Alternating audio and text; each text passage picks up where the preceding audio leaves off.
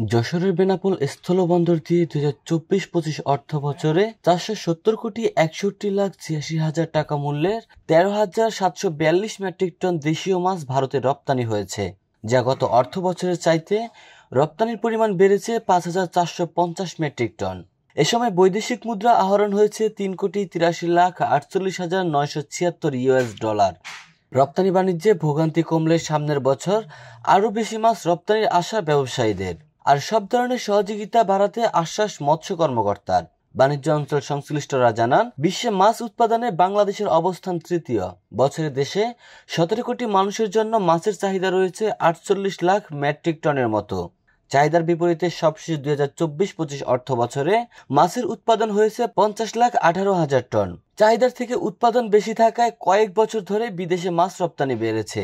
2024-25 অর্থ বছরে বিদেশে সর্বমোট রপ্তানি হয়েছে 5,145 কোটি টাকা, সমমূল্যের 91,000 মেট্রিক টন মাছ বা মৎস্যজাত পণ্য। এর মধ্যে কেবল 2024-25 অর্থ বছরের বেনাপোল বন্দর দিয়ে ভারতের 13,742 টন মাছ রপ্তানি হয়েছে, যা বাংলাদেশি টাকায় বিনিময় মূল্য দাঁড়াচ্ছে 470,61,86,000 টাকা।